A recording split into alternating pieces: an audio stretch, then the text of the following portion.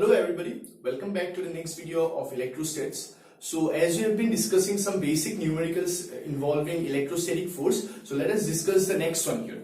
So in this particular case, we'll be talking about a given square having a side of 1 meter each.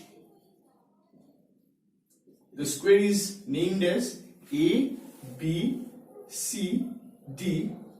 And at each of the vertices, we are placing equal charges. Let me name the charges as QA, QB, QC, and QD here.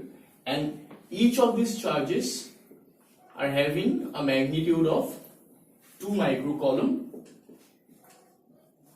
and all of them are like charges, right? So the question says, what is the net force experienced by the charge placed at C? So we need to find out the total force experienced by the charge QC here.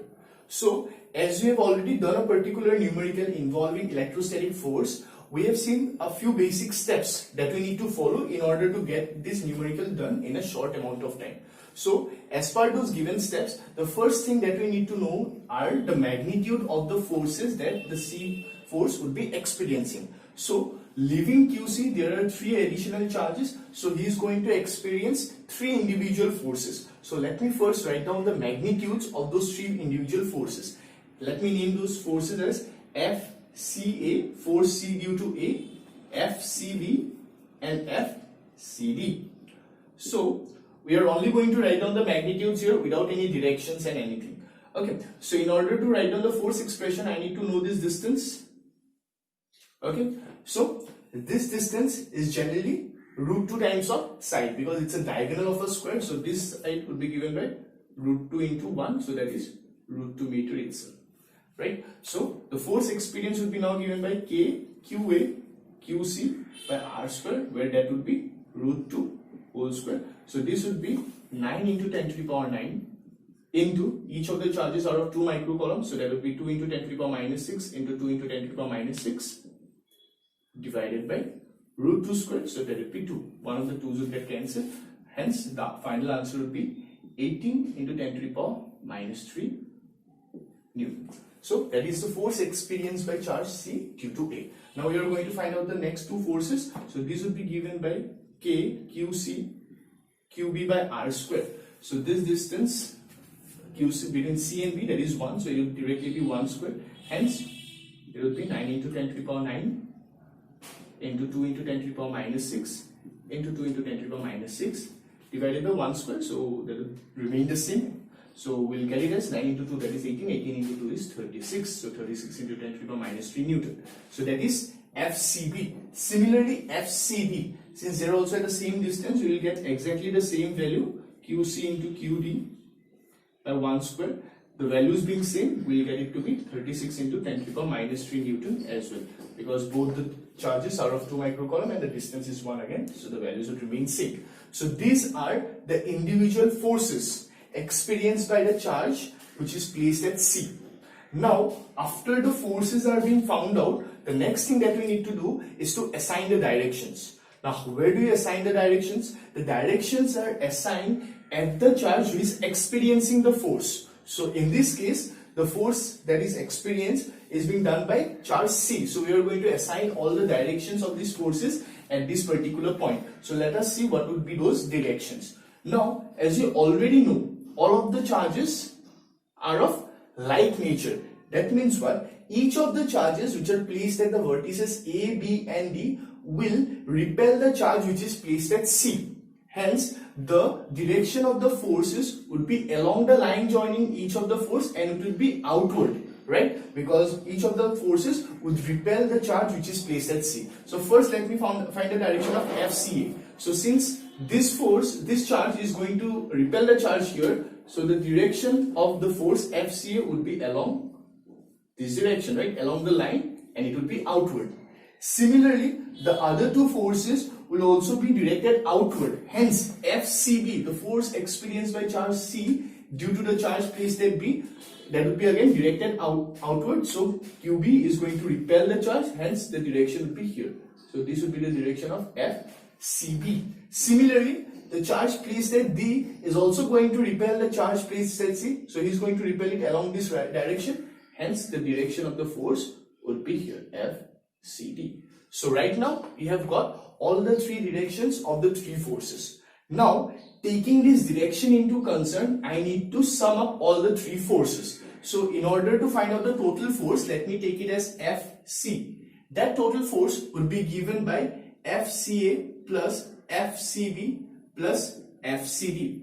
But as we know, these forces are all vector quantities. Hence, we cannot directly add them. So what we need to do is either we need to follow the resultant formula or we need to go by vector resolution. Now here is the step that we need to understand quite nicely.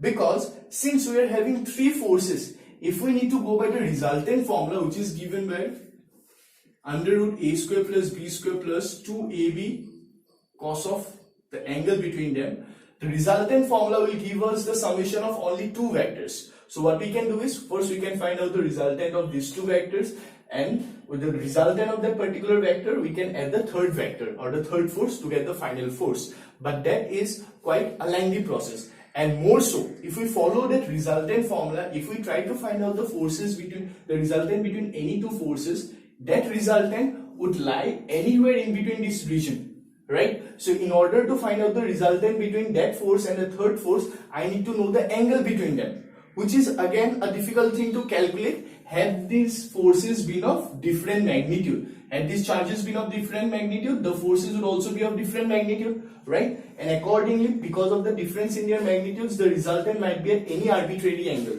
So we need to find out the angle between that resultant and the third force. So this would just lengthen the process further.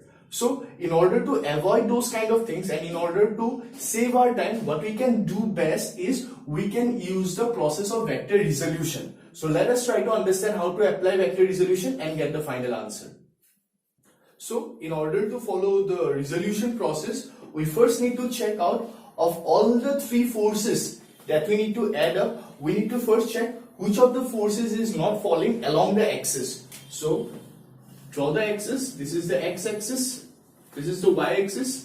So anything that does not fall along the axis or any vector that does not fall along the axis can be resolved for the perpendicular axis. So if we look at the three forces, out of the three forces, FCD is already lying along the positive x-axis, FCB is already lying along the positive y-axis. The only force that is not lying along the axis is FCA. So we need to first resolve FCA in the two perpendicular direction. So FC is in this particular direction. So if we resolve this force, it would be resolved in the two mutually perpendicular directions. So that would be in the positive x and positive y.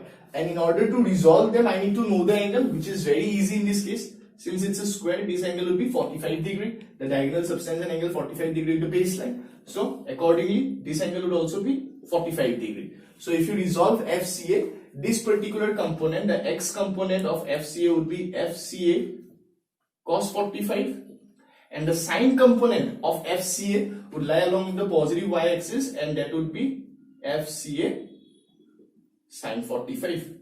So once all the forces which does not lie along the axis get resolved, the next thing that we need to find is the total force along x direction and the total force along y direction. So we need to find Fx and Fy. Okay, so in x direction we are having two forces which are in the same direction. So the total force in Fx would be the summation of FCB plus FCA cos of 45. Similarly, if we need to find Fy, in Fy both of the forces again are along the same direction, hence both of the forces would be added to get the total force in Fy. So that would be FCB plus FCA sine 45. Now again, to ease up our solution or to ease up our numerical process, we can do one more particularly important thing, you can say, that it can be done here. We can take these forces, because since they are related, if I take this force to be x, I can take these forces to be twice x and twice x respectively. That will just ease out our calculation process. So now I can add the forces. So FCD is twice x, so I'll just write it as twice x, plus FCA is considered as x, so that will be x cos 45. So x cos 45 will be x into 1 by root 2. So this would nothing be 2x plus x by root 2. Correct? Similarly, the total forces in Fy, that would be given by FCB plus FCA sin 45, right? So FCB again is twice x plus FCA, which is nothing but x, so that would be x sin 45, so it would again be x into 1 by root 2, so this is twice x plus x by root 2. So Fx and Fy both are same, right? We got the magnitude to be same for both the forces. Hence, I can again term this as F and F respectively. So once we get the total forces in Fx direction and Fy direction, the resultant of the force, once that is done, the resultant of the final thing is given by Fx square plus Fy square. Okay, the rest of the part becomes 0. Why? Because the total angle between Fx and Fy, if we happen to see here, Fx is directed along this line, Fy is directed along the y-axis. So the angle between them is 90 degree. That would be always 90 degree at any given case if we resolve the vectors, right? So since it is 90 degree, the next part of the resultant formula will become 0 because cos 90 will become 0. Hence, your final answer will directly be given by under root of Fx square plus Fy square. Since both of the forces are same, so I can take them to be f. So this would be f square plus f square, which is nothing but root over 2f square. So this would be 2 root f. Now we can directly substitute the value of the f from here. F can be taken as twice x plus x by root 2. Again, x can be considered as 18 into 10 to the power minus 3 Newton. So once we substitute those values, we'll get the final force, and that will be your final answer.